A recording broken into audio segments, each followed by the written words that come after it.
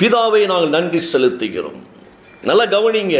என்னாகமம் எண்ணிக்கையின் புத்தகம் 12ஆம் அதிகாரம் 8ஆம் வசனத்தில், நான் அவனுடன் மறை பொருளாக அல்ல, முகமுகமாகவும் பிரதிட்சியமாகவும் பேசுகிறேன்.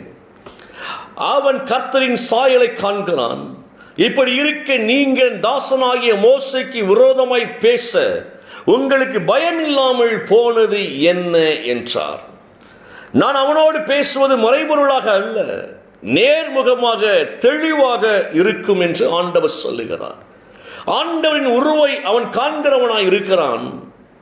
பின்னர் ஏன் என் அடியான் மோசைக்கு எதிராக நீங்கள் பேசுவதற்கு பயப்பட மாட்டேங்க, அஞ்ச மாட்டேங்க?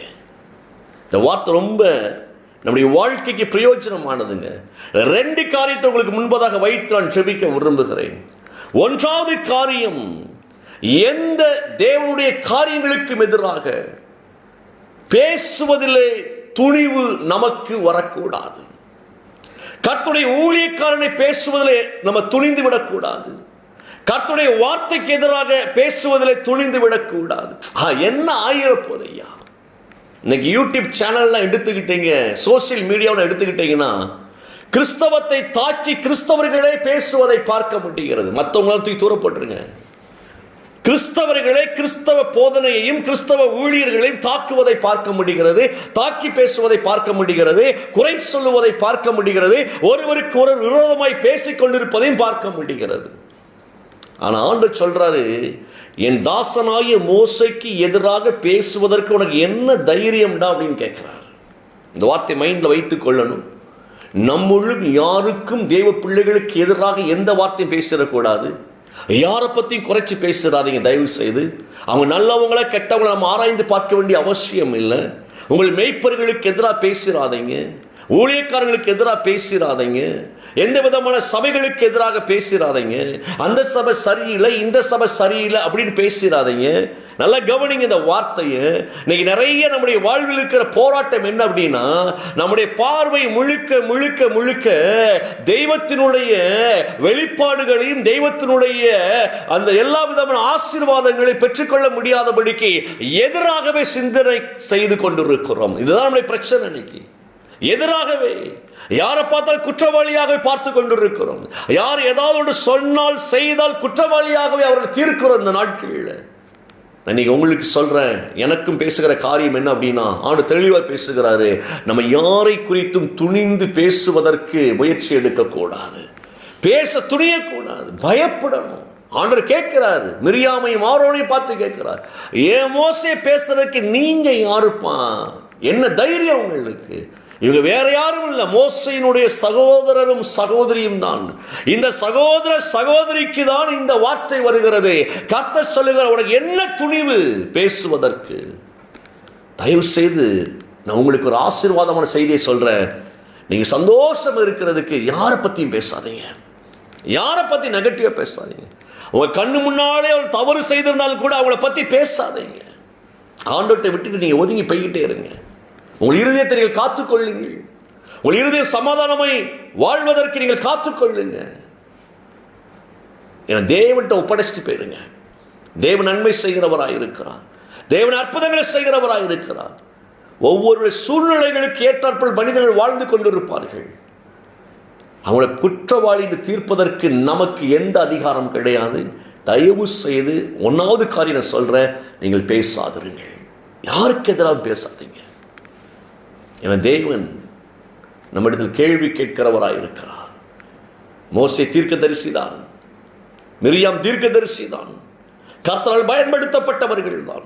இவர்களே மோசைக்கு எதிராய் பேசுகிற பொழுது கர்த்தருக்கு கோபம் வந்தது.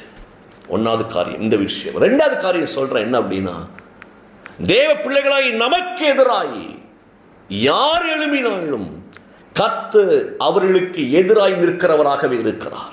இந்த வார்த்தையை நீங்கள் ஆழமாக உங்களுக்கு நான் பதிக்கிறேன். இங்கே ரொம்ப அழகாய் சொல்லப்பட்டு இருக்கிறது.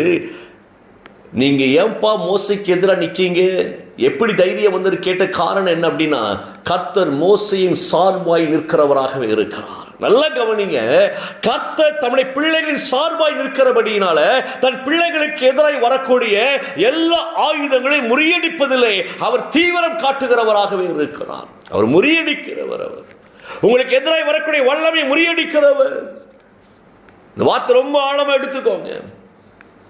மோசேக்கு ஏன் அந்த ஆசீர்வாதம் அப்படின்னா, ஆண்டவர் சொல்றாரு, மோசேயின் சாயலை காணும்படியாக ஒவ்வொரு நாட்களும் வாஞ்சிக்கிறான். ஐயா, என் சாயலை காண்கிறான் மோசே, அவரின் சாயலை காண்கிறான். நல்ல கவனிங்க இந்த வார்த்தையை. நீங்களும் நானும் தேவ சாயலை காணும்படியாக தேவனோடு உறவாடுகிற பொழுது நாம் கர்த்தரின் சாயலாகவே மாற்றப்படுகிறபடியாலே நமக்கு விரோதமாக எழுப்புகிற எல்லா ஆயுதங்கள் நிர்மூலமாகிறதை பார்க்க முடியும். நல்ல கவனி இந்த வார்த்தையை. நாம் கர்த்தரோடு உறவாடி தேவ சாயலாய் மாறுகிற அந்த கிருபை தேவன் நமக்கு தந்திருக்கிறாங்க. ஏன்னா மனுஷனை தேவ சாயலாகத்தான் ஆண்டவர் உண்டாக்கினார். ஆனா சாத்தான் தன் சாயலாக அவனை கொண்டு போனபடியினால உலகம் சாத்தானுடைய தந்திரத்தில் விழுந்து எல்லா விதத்திலும் தேவ மகிமையை இழந்து காணப்படுகிறதை பார்க்கிறோம். ஆனா கர்த்தர் சொல்லுகிறார், அந்த மகிமையை நான் உனக்கு தருவதற்கு நீ ஒன்னும் பெரிய காரியம் செய்ய வேண்டாம், என்னோடு உறவாடு, அவ்வளவுதான். கர்த்தரோடு உறவாட உறவாட உறவாட நாம் தேவ சாயலாய் மாறுகிறோம். நாம் தேவ சாயலாய் மாறுகிற பொழுது நமக்கு எதிராய் நிற்பவன் யார்? நீ பயப்படாத, நீ கலங்காதீங்க. இந்த வார்த்தை நல்லா கவனித்துக் கொள்ளுங்க. லூக்கா 20:18 இவ்வாறாக சொல்லுகிறது, இந்த கல்லின் மேல் விழுகிறவன் நொறுங்கி போவான் என்று. இந்த கல் யார் மேல் விழுமோ அவனை நசுக்கி போடும் என்று ஆண்டவர் சொல்லுகிறார். இதனுடைய அர்த்தம் என்ன? கர்த்தருடைய சாயலாய் இருக்கிற நம்முடைய வாழ்வில யார் வந்து நமக்கு எதிராய் மோதினாலும் அவன் நொறுங்கி போகும்படியாக கர்த்தர் செய்கிறவராகவே இருக்கிறார். நீங்கள் நானும் ஒண்ணுமே செய்ய வேண்டாம், சந்தோஷமா இருக்கலாம், புலம்ப வேண்டாம். அவங்க எதிராக வந்துட்டாங்க, இவங்க எதிராக வந்துட்டாங்க, ஐயோ என்றெல்லாம் புலம்ப வேண்டாம். ஜாலியா சமாதானம் நிம்மதியா இருங்க. அவனே நொறுங்கி போயிடுவான், உங்களோட மோதிரவன் நொறுங்கிடுவான். இந்த வார்த்தை ரொம்ப ஆழமாய் தேவன் சொல்லிக் கொடுக்கிறாங்க. என்னோட அர்த்தம் என்ன? நீ ரிலாக்ஸா இருப்பா, நீ ஏன் சாயல், என்னுடைய சாயலா இருக்கிற உனக்கு எந்த தீங்கும் அணுகாதபடிக்கு நான் பார்த்துக் கொள்ளுகிறேன். ஒரு குழந்தைக்கு எதிராக யாராவது எழும்பிட்டா அதை தகப்பன் சொல்ல, ஏன் பிள்ளைக்கு எதிராக வருவதற்கு நீ யாருடா போய் நிற்பான்? அப்படித்தானே, அது ஏன் பிள்ளைடா, அது கேட்கறதுக்கு உனக்கு என்ன ரைட்ஸ் இருக்கு அப்படின்னு சொல்லி சொந்த மாம்ச பிள்ளைக்கே தகப்பனான போய் சண்டைக்கு நிற்கும் பொழுது கர்த்தர் எவ்வளவு மேன்மை உள்ளவராய் இருக்கிறார். நீங்க கலங்காதீங்க. உங்களுக்கு எதிராக உருவாக்கப்படுகிற அத்தனை ஆயுதங்களும் நிர்மூலமாகும். இன்னைக்கு காலையில இந்த வார்த்தை மனதில் வைத்துக் கொள்ளுங்க. நாம் தேவ சாயலாய் இருக்கிறபடியினால எந்த விதமான எதிரான வல்லமையும் உங்களை சேதப்படுத்துவதற்கு கர்த்தர் அனுமதி கொடுக்க மாட்டார். ஜாலியா இருங்க, சந்தோஷமா இருங்க, இளைப்பாறுதலோடு கூட வாழ்ந்து கொண்டிருங்க.